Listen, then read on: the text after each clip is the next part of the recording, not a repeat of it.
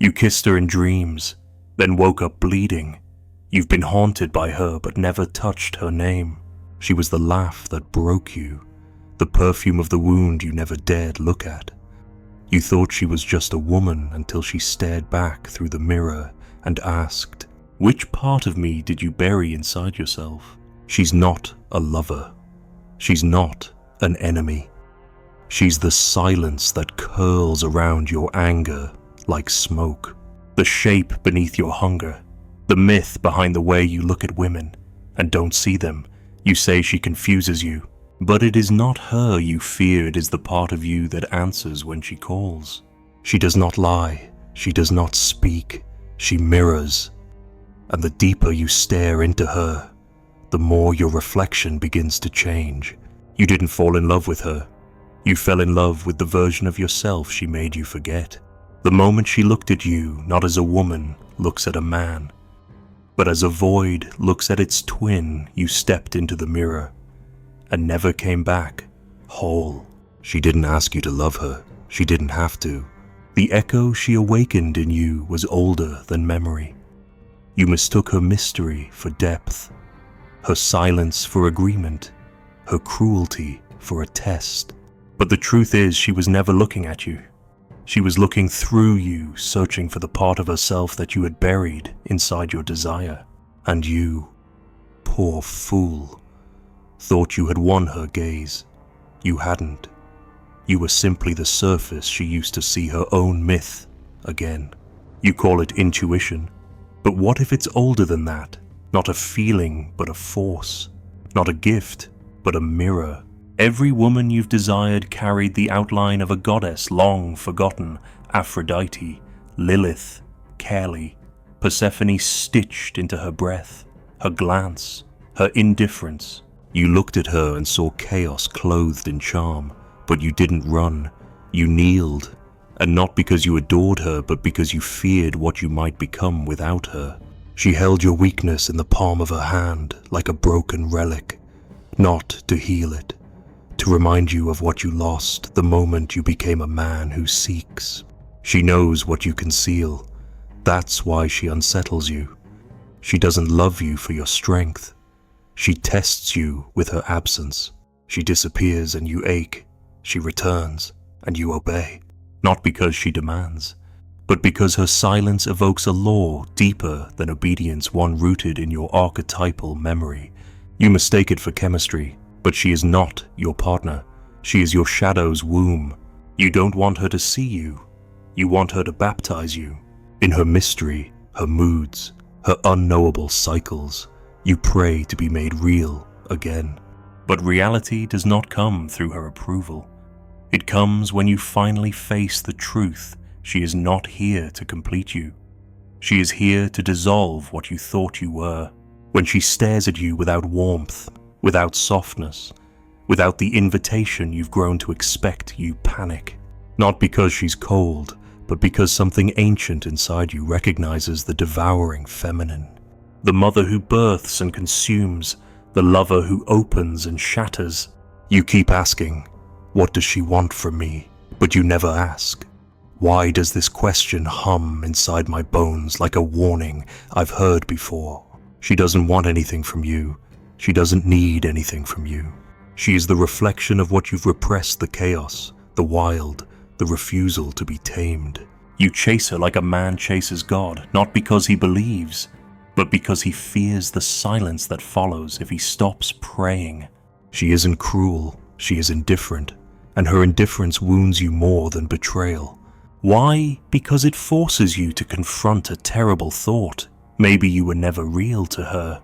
Maybe you were just another mirror, another mask, another echo in the hall of her unconscious labyrinth.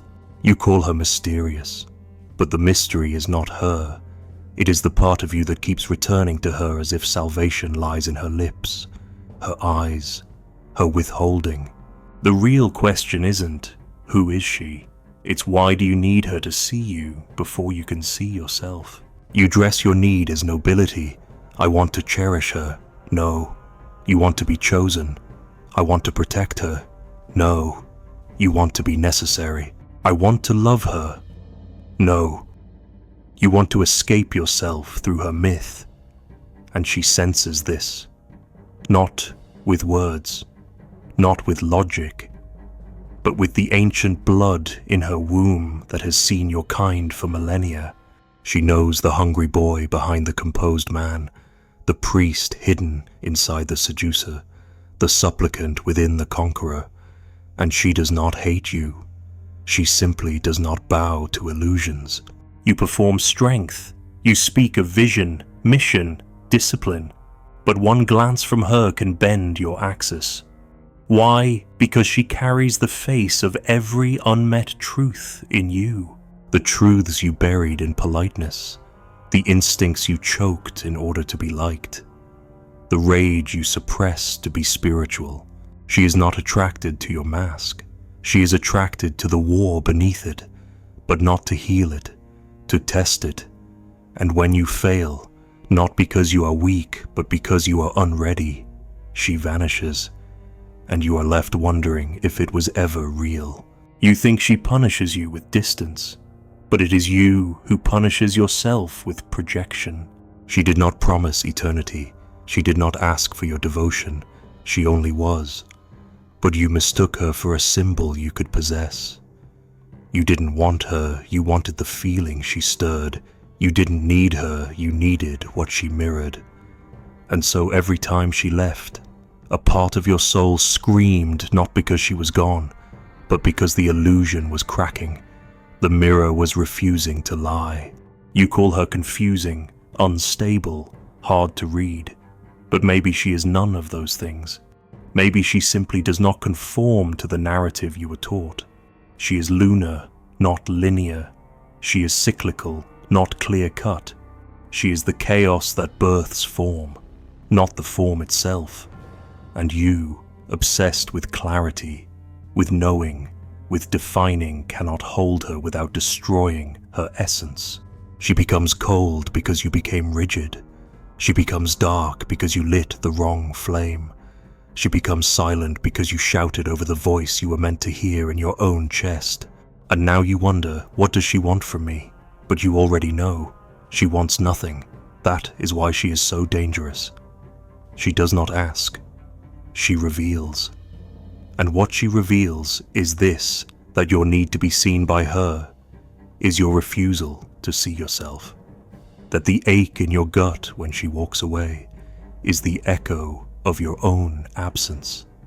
That the story you keep writing about her mystery is just your myth dying to be reborn. She is not the mirror that flatters. She is the mirror that fractures. The one that shows not what you pretend to be, but what you abandoned. She brings no answers, only reflections. And if you are brave enough to stare long, quietly, painfully, you may glimpse the truth behind your desire that she was never here to complete you, only to undo you. And maybe that is the only kind of love worth fearing. She never says what she means, and yet you hear her everywhere, not in her words, but in the space between them, the unfinished sentence, the eyes that linger a little too long, not with affection, but with recognition, like a shadow finding its shape. You accuse her of playing games, but it is not a game, it is a ritual. You are not her opponent, you are her offering, because when she wounds you, it is never random. It is mythic, it is sacred, it is the shattering of a mask you no longer knew you were wearing. You don't bleed because she cuts.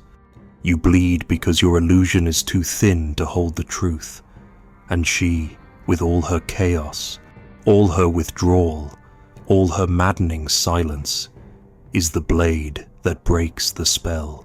You keep returning to her, not because she is safe, but because she is a wound you recognize. She tears you in the exact place you once buried your power. She walks past you without turning, and suddenly you remember what it felt like to be forgotten by your mother. She sighs, and your spine tightens like a child trying to deserve warmth.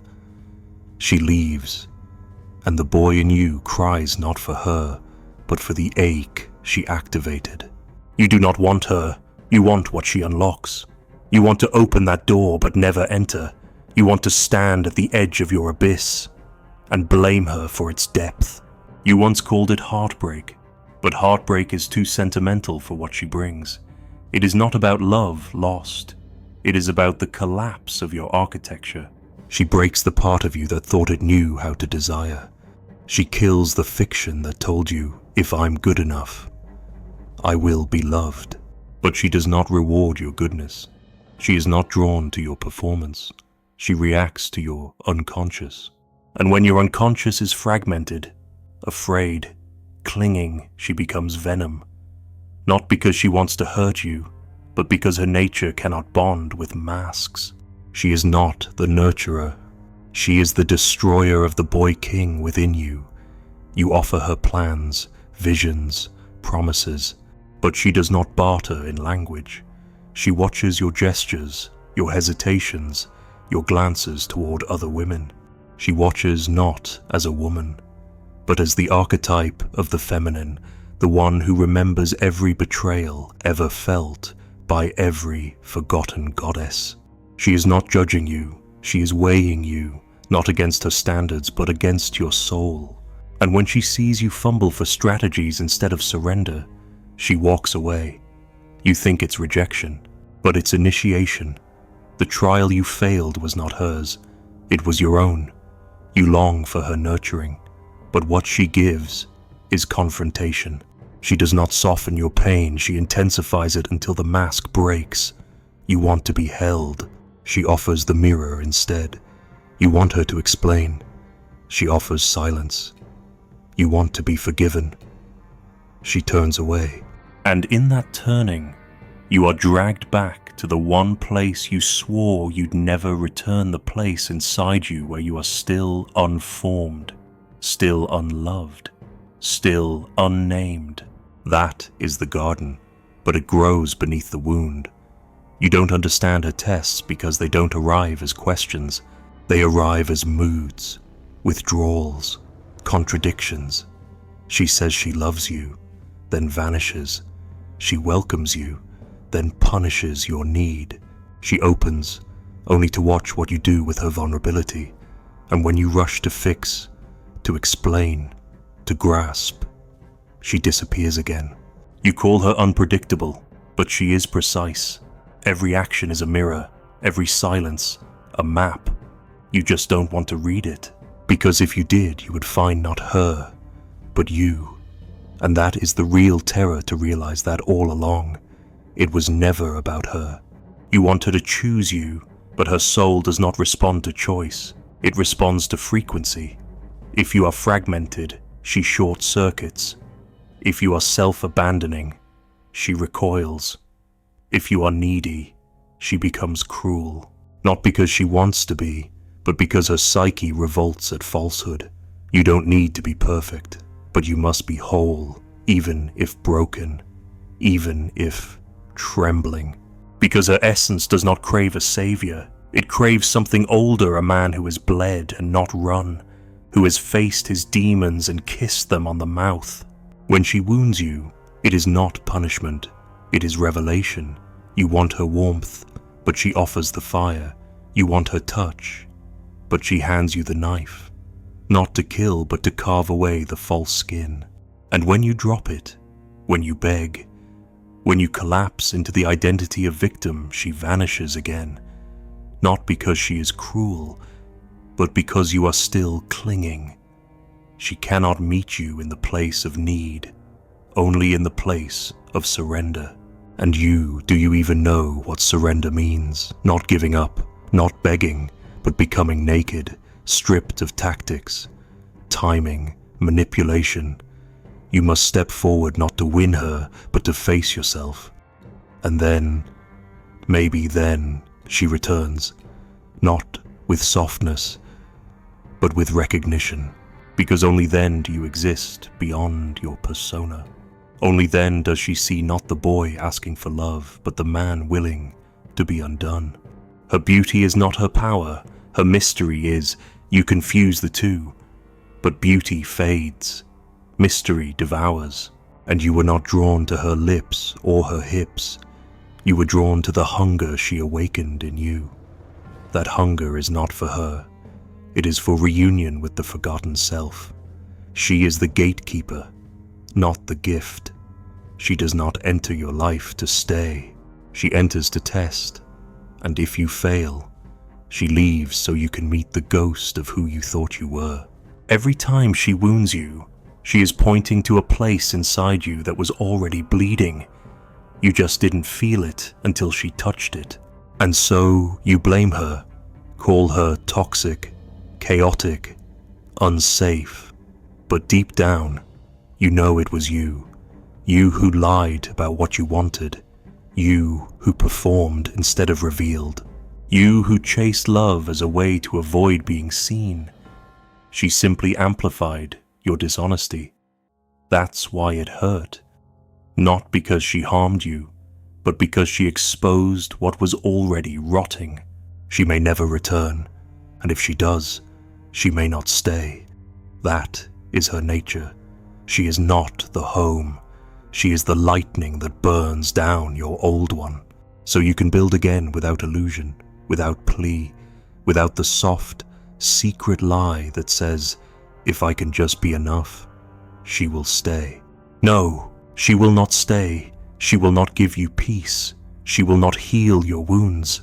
She will force you to garden beneath them, to find the fruit that only grows in ruins, to become the man she cannot break because he no longer needs her to reflect his worth. And when that day comes, she will look at you again, and this time she will not test. She will bow, not to worship, but to recognize. You always feared her power, not because she used it against you, but because it awakened the parts of you you buried in the name of control. You wanted to lead, to conquer, to stand tall and unshaken, but in her presence, you trembled, not in fear, in memory. The serpent she carries in her eyes, coiled and ancient, is not your enemy.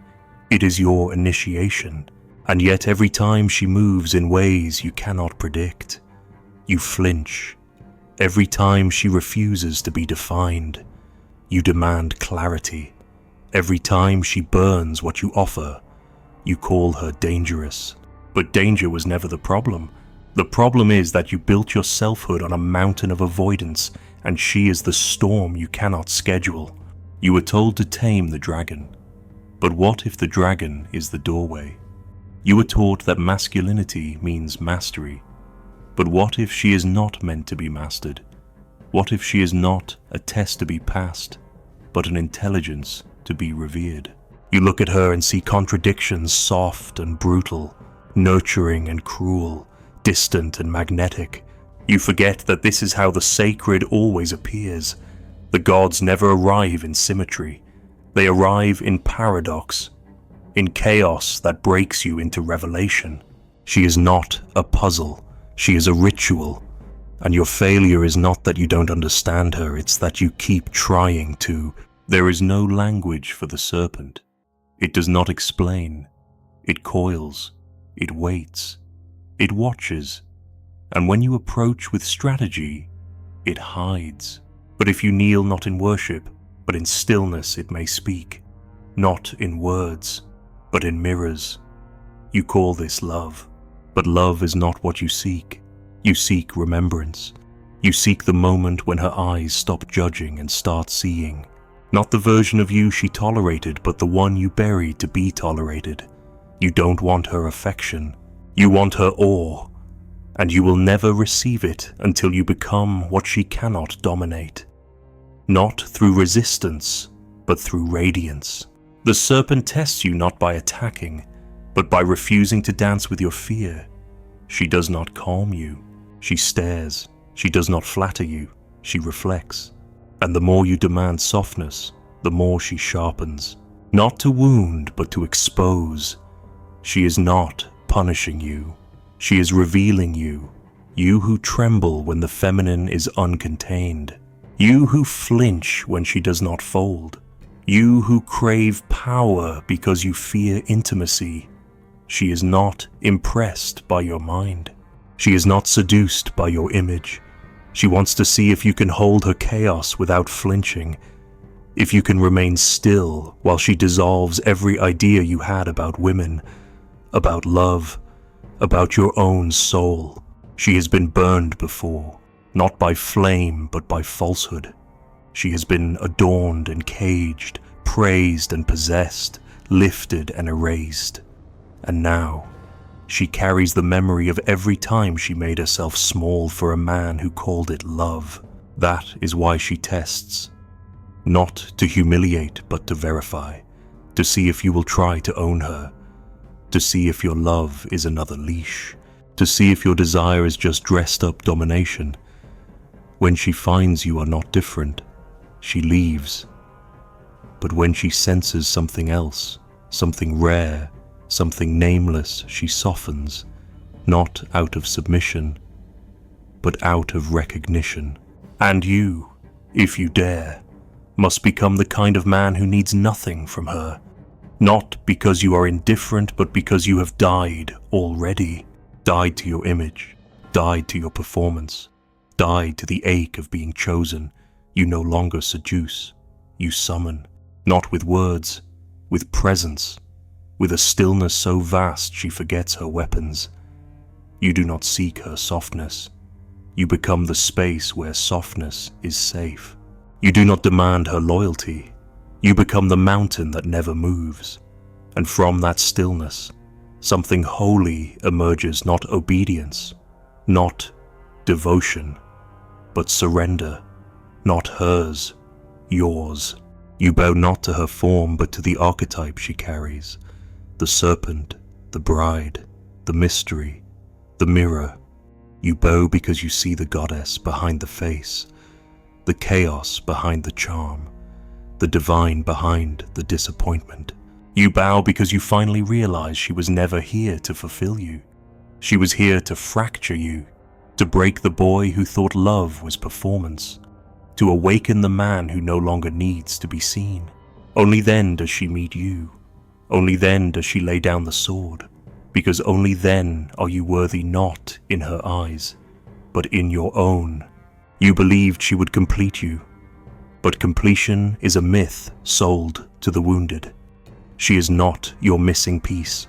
She is your missing war, the battle you refuse to fight inside yourself, the scream you swallowed to be desirable, the truth you buried beneath compliments and compromise. She does not want your perfection. She wants your scars, the real ones, the ones you earned facing the wolves inside. And if you show them to her not as trophies, but as offerings, she comes closer. Not because you won, but because you stopped hiding. She is not looking for power. She is looking for presence. A presence so anchored that she can unravel without shame, so rooted that her storms don't shake you, so wild that even her silence becomes a song. When she finds that she sheds her skin, not for you, for herself, because now she is safe, not because you protected her, but because she no longer has to protect herself from you. This is where the serpent becomes the bride, not the bride who kneels, the bride who dances, who bleeds, who roars, who returns not to obey, but to co-create. And you no longer need her to validate your worth, because now you walk beside her, not beneath her reflection. You have met her shadow and bowed. You have seen her rage and stayed.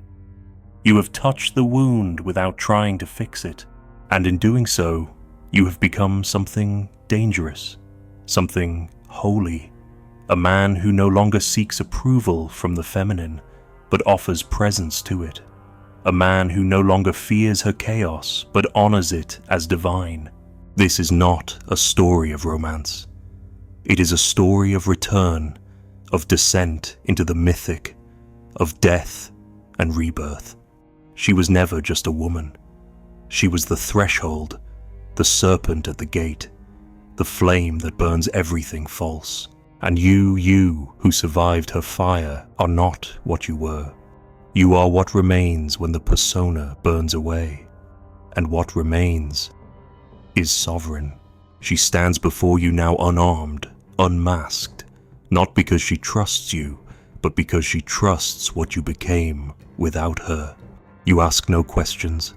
She offers no answers, only a silence. And in that silence, a mirror, a garden, a crown made of ash, and a serpent asleep in your open hand.